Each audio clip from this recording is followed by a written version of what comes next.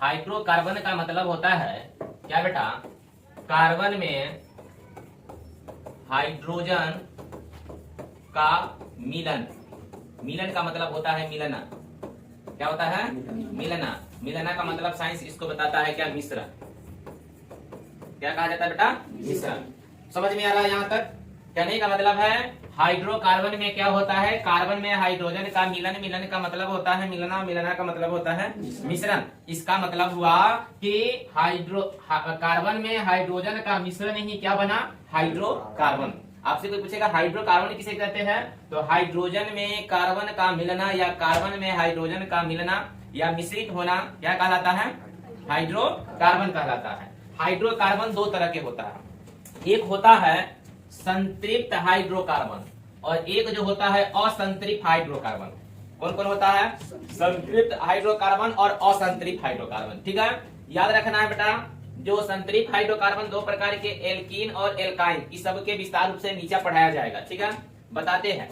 आते हैं यहाँ पर बेटा, सबसे पहले समझना है मेरा चैप्टर यहाँ से शुरू हुआ, संतृप्त हाइड्रोकार्बन क्या है। वैसे हाइड्रोकार्बन जिसमें कार्बन सिंगल बॉन्ड द्वारा जुड़ा होता है। जुड़ना का मतलब मिलना, जुड़ना का मतलब मिलना और मिलना का मतलब मिश्रित होना। फिर आ जाते हैं, इसमें क्या कहा जाता है, सिंगल बॉन्ड। याद रखना है, जब मैं ऐसे खींच दूं तो इसको सिंगल बॉन्ड कहा जाता है, और इसी में अगर डबल लाइन खींच दूं तो डबल बॉन्ड कहा जाता है, और इसी में तीन लाइन खींच दूं तो ट्रिपल बॉन्ड कहा जाता है। किसको किसको बॉन्ड समझ में आया? सिंगल बॉन्ड समझ में आया।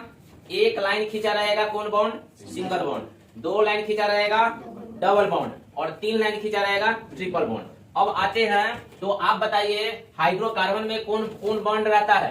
तो हाइड्रोकार्बन में है ना सिंगल बॉन्ड होता है। ठीक है, इसे संतृप्त कहा जाता है। इसका मतलब जो सिंगल बॉन्ड में है, अकेले है, वह संतृप्त है। आते हैं, यह सबसे कम क्रियाशील होता है। कम क्रियाशील का मतलब होता है इसमें जो वर्क होती है वह सबसे कम होता है। मैंने आप इसका उपयोग कम कर सकते हैं, अतः इसे पैराफिन भी कहते हैं। एग्जाम में पूछेगा पैराफिन किसे कहते हैं, तो फिर डिफिनेशन क्या हो जाएगा बेटा, कि वैसे हाइड्रोकार्बन जो सिंगल बॉन्ड में रहता है संतृप्त कहलाता है, लेकिन यह कम क्रियाशील होता है। कम क्रियाशील का मतलब कम कम उपयोग होने वाला। ठीक है, और इसे क्या कहते हैं बेटा, इसी को पैराफिन कहते हैं। मिट्टी के तेल को पैराफिन ऑयल कहा जाता है। अब बताइए, मिट्टी का तेल एक काम है इसका, जलाना। इसके सिवा है मिट्टी के तेल के कोई काम नहीं है। तो ये मिट्टी का तेल जो होता है पैराफिन ऑयल होता है। आपसे एग्जाम में पूछेगा इनमें मिट्टी का तेल है, ऐसे पूछेगा बेटा। देखना आपको कैसे पूछेगा, पूछेगा इनमें मिट्टी का तेल है, ऑप्शन देगा एक दो तीन चार। तो सबसे पहले ऑप्शन में आ जाते हैं बेटा, एक नंबर में आपको दे देगा बेटा, सीधा दे देगा हाँ रिकेट, बैठ जाओ। या इसके बाद में देगा बेटा पैराफिन, या देगा पैरामाइड, या देगा पैरासीन। आप बताइए इसमें क्वेश्चन हो गया, किसमें टिक मारिएगा? बंद कर दीजिए। किसमें टिक मारिएगा? तो आप दो नंबर में पैराफिन में मार सकते हैं। क्यों मार सकते हैं? क्योंकि मिट्टी का तेल कम क्रियाशील है, इसीलिए क्या है, क्या है, पैराफिन है। इसीलिए मिट्टी के तेल को क्या कहा जाता है, पैराफिन। अब आपसे कोई पूछेगा बताइए मिट्टी के तेल में कौन बॉन्ड होता है, सिंगल बॉन्ड होता है, डबल बॉन्ड होता है कि ट्रिपल बॉन्ड होता है? अभी हमने बताया है संतृप्त में कौन बॉन्ड, सिंगल बॉन्ड। तो मिट्टी का तेल संतृप्त है तो कौन बॉन्ड होगा, सिंगल बॉन्ड। क्या मिट्टी का तेल ज्यादा क्रियाशील होता है, यस या नो? नहीं होता। किसी को कोई डाउट? No doubt. आते हैं बेटा, संतृप्त में एल्केन आता है, सबसे कम क्रियाशील होता है। आपसे कोई पूछेगा एग्जाम में पूछेगा कि इनमें कौन है जो सबसे कम क्रियाशील है, कौन है जो सबसे कम क्रियाशील है, तो इनमें कौन सबसे कम क्रियाशील है, ऐसे क्वेश्चन पूछ देगा। 2 3 4 ऐसे ऑप्शन आपको डाल देगा। चलिए पूछेगा एल्केन, एल्काइन, देखिए एल्कीनील और एल्कोहल। तो आप लोग को इस तरह के ऑब्जेक्टिव डालेगा एग्जाम में, ऐसा ही ना डालता है। आप बताइए आप टिक किस में मारिएगा? आप पढ़ लिए एल्केन। एल्केन में क्यों टिक मारे हैं? क्योंकि यह कम क्रियाशील है। एल्केन कम क्रियाशील है, किसके कारण कम क्रियाशील है? तो संतृप्त हाइड्रोकार्बन के कारण यह कम क्रियाशील है। ठीक है, और कम क्रियाशील है, इसमें सिंगल बॉन्ड बनता है। कोई डाउट है? चलिए अब थोड़ी सी यहाँ पर याद रखने की चीज है, देख लेते हैं क्या कह रहा है। चलिए आ जाते हैं, देख लेते हैं क्या कर रहा है। चलिए यहाँ पे आते हैं बेटा, सबसे पहले देख लीजिए, यहाँ कार्बन की संख्या दिया हुआ है और एल्कीन दिया हुआ है और नाम दिया हुआ है, समझना है। एल्कीन एल्कीन दिया हुआ है, एक साइड में कार्बन के नंबर है, दूसरा क्या है एल्कीन है, और तीसरा क्या है एल्कीन का नाम है। अब आ जाइए कार्बन एक में आ जाइए, कार्बन की संख्या एक में आ जाएगा। कार्बन एक को कहा जाता है CH4। CH4 का मतलब क्या हुआ बेटा, यहां पर देखिए C लिख दिए, 4 1 2 3 4 ऐसे लिख दिए। इसका मतलब बताइए कार्बन के साथ कितने बॉन्ड है, कार्बन के साथ कितने बॉन्ड है, मारेंगे एक बॉन्ड है। कार्बन के साथ हाइड्रोजन का एक बॉन्ड, कार्बन के साथ हाइड्रोजन का एक बॉन्ड है ना, तो इसको आपको कहा जाता है क्या, यह आपका क्या बन गया, यह आपका बना है बेटा एल्कीन। क्या बना है, एल्केन बना है, सॉरी एल्केन बन गया। और एल्केन का सूत्र क्या होगा, CnH2n+2 हो जाएगा। और इसका जो नाम है नामकरण, इसका नाम क्या होगा, मेथेन होगा। क्या होगा, मेथेन होगा। तो याद रखना है कार्बन के चारों तरफ सिंगल बॉन्ड और उसके बगल में लगा रहेगा हाइड्रोजन, तो ये क्या बनाएगा, यह एल्केन बनाता है। इसका सूत्र होता है एल्केन का, याद करना है CnH2n+2। किसी को डाउट है, नो डाउट। आते हैं सर, एल्केन हो गया।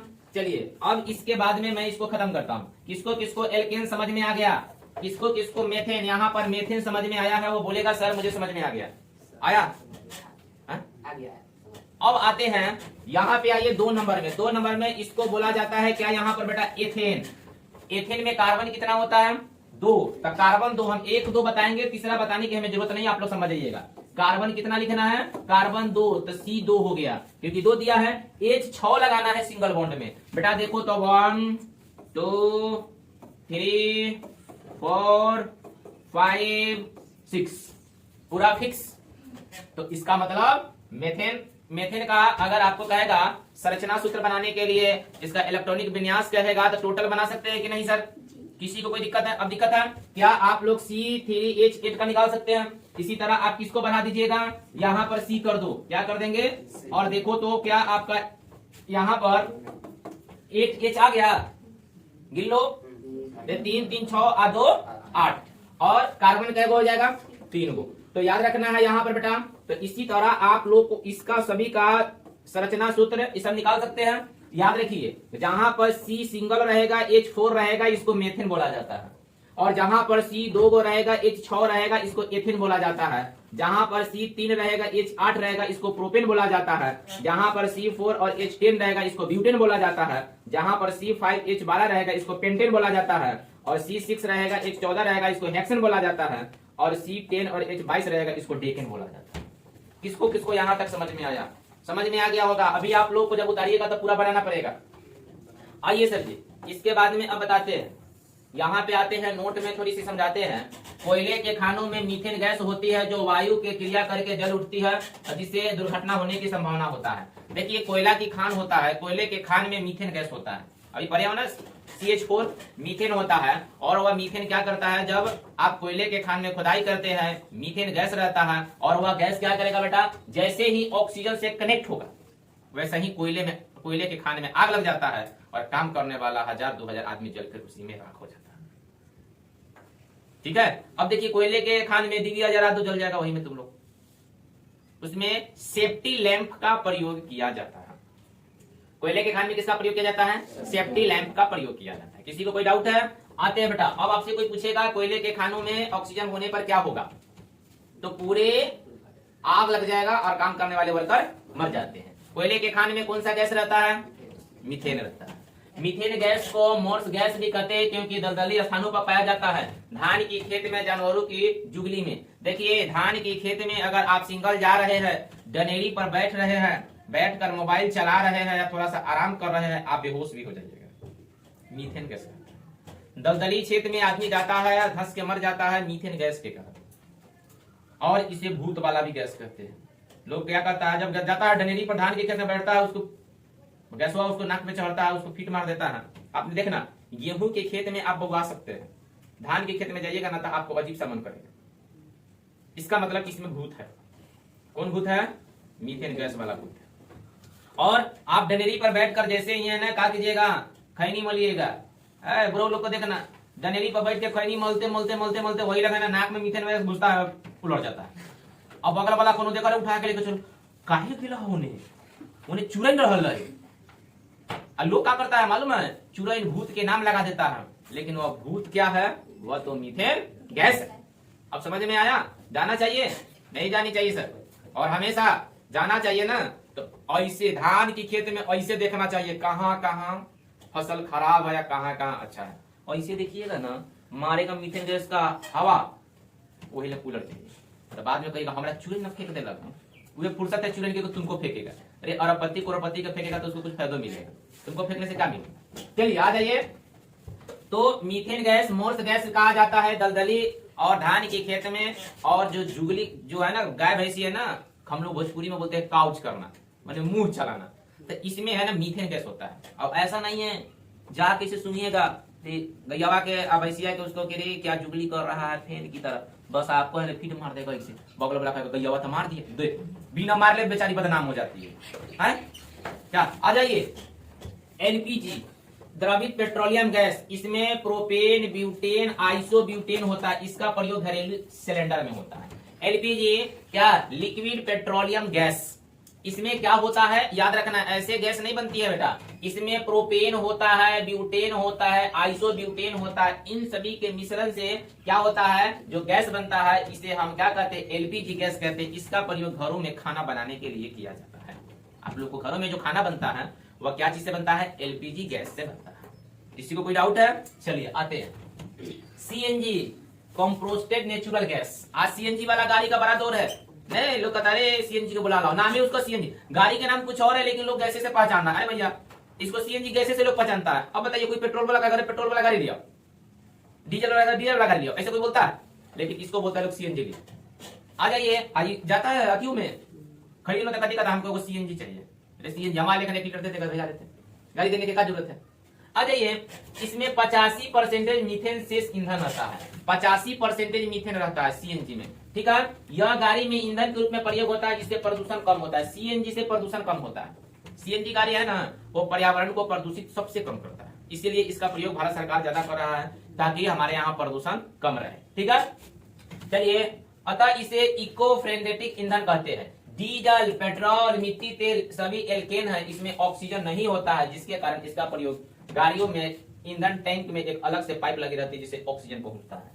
मैंने ये सब गाड़ी जब होता है ना तो इसमें क्या होता है बेटा, डीजल पेट्रोलियम ईंधन में एल्केन है, ये सब एल्केन है, ऑक्सीजन नहीं रहता है, इसलिए गाड़ी में वो अलग से पाइप लगा रहता है।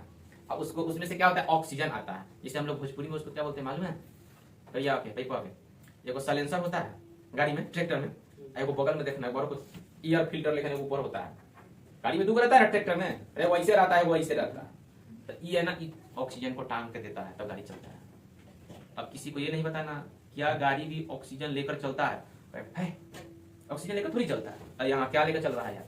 अरे ये डीजल पेट्रोल मिट्टी तेल सभी एल्केन है, ऑक्सीजन नहीं पाया जाता है, जिसके कारण इसका प्रयोग गाड़ी और में ईंधन में टैंक में एक अलग से पाइप लगाई जाती है जो ऑक्सीजन पहुंचा सके, माने इसमें भी पाइप लगा रहता है, ऑक्सीजन पहुंचेगा, गाड़ियां भी ऑक्सीजन से चलती है। सब गाड़ी नहीं सर जी, जो पेट्रोल डीजल मिट्टी तेल से चलने वाला है वो समझ में आया। आप देखना मशीन है, वो बड़का मशीन देखे हो, चालू करते हो, एगो है ना एगो उसमें अथी रहता है, हाथ से ऐसे करेगा ना तो मशीन बंद हो जाएगा, एगो अति फेंकने वाला रहता है, ऊपर से ऐसे रहता है जो टोपी की तरह ऐसे खोल रहता है, ठीक है। चलिए अब पढ़ेंगे असंतरित। असंतरित देखना, असंतरित हाइड्रोकार्बन, वैसे हाइड्रोकार्बन जिसमें कार्बन के परमाणु डबल बॉन्ड या ट्रिपल बॉन्ड से जुड़ा होता है असंतरित हाइड्रोकार्बन कहलाता है। हमने डबल बॉन्ड पढ़ाया है ना भी, इसको डबल बॉन्ड कहा जाता है और इसको ट्रिपल बॉन्ड कहा जाता है। अब पढ़ेंगे एल्कीन, हमने क्या पढ़ा उस पर, एल्कीन अब समझते हैं। वैसा संतरित हाइड्रोकार्बन जिसमें कार्बन परमाणु डबल बॉन्ड से रहता है उसको एल्कीन कहते हैं। आ जाइए, डबल बॉन्ड से वो एल्केन था, ये क्या हो गया एल्कीन। आइए इसके बारे में अब एक एक करके अब हम इसका पढ़ते हैं। यह एल्केन से अधिक क्रियाशील होता है, इसका आयुपीस नाम जो CnH2n होता है एक रहेगा तो CH2 माने C और single bond double bond double bond double bond, इसमें डबल बॉन्ड लगाना है। बॉन्ड तो समझ में आ गया। अब जैसे ही C2 4 रहेगा तो क्या करेंगे, क्या करेंगे, क्या को लगाएंगे, ऐसे नहीं लगाएंगे, तिरछा लगाएंगे। कैसे लगाएंगे, तिरछा। और इसमें क्या लगा दो, हो जाएगा, डबल डबल हो गया। इस तरह बनाया जाता है, बन जाएगा। चलिए इसी तरह पूरा निकल जाएगा। आ जाइए, N3 को CH3H6। अंतर यही है कि जो अंक उधर रहता है उसको दुगुना हो जाता है इसमें। देखो 6 है तो 12, 7 है तो 14, 8 है तो 16। आपसे कोई पूछ देगा कि बताइए यहाँ पर सबका नाम पहले पढ़ लेते हैं। CN3H6 को प्रोपेन बोला जाता है, और 4 रहेगा तो ब्यूटेन, 5 रहेगा तो पेंटेन, 6 रहेगा तो हेक्सेन, 7 रहेगा तो हेप्टेन, 8 रहेगा तो ऑक्सीन, 9 रहेगा तो नोनिन और 10 रहेगा तो। चलिए अब पढ़ेंगे बेटा, देखिए एल्काइन। वैसे हाइड्रोकार्बन जिसके कार्बन परमाणु में ट्रिपल बॉन्ड से जुड़ा होता है उसी को एल्केन बोलते हैं। ठीक है, इसका सूत्र याद रखना है। क्या होगा, हमने पढ़ा पहले CnH2n+2 फर्स्ट में, संतृप्त में पढ़ा था। सेकंड में पढ़े CnH2n है, और अब क्या है CnH2n-2। कोई दिक्कत, आ जाइए इसमें देखना। N1 में CH0 मैंने कुछ नहीं, CH को कहा जाता है मेथाइन, C2H2 को कहा जाता है एथाइन। सब में थाइन लगाना है। देखो इसमें इन लगा देना है, इन। अब आ जाइए CH3 में क्या हो जाएगा, प्रोपाइन, C4 में ब्यूटाइन, C5 में पेंटाइन, C6 में हेक्साइन, और C7 में हेप्टाइन, C8 में ऑक्सटाइन, C9 में नॉनटाइन, और C10 में डेका। चलिए समझाते हैं। वैसे पदार्थ जो जल पर उष्मा प्रदान करता है उसे ईंधन कहते हैं। ईंधन सब जानता है। ईंधन किसे कहते हैं, फ्यूल होता है। ये अलग चैप्टर है, इस चैप्टर को कल बताया जाएगा, अलग चैप्टर है। चलिए अब आप लोग को करना क्या है, इसको नोट करना है। चलिए लिखिए तो।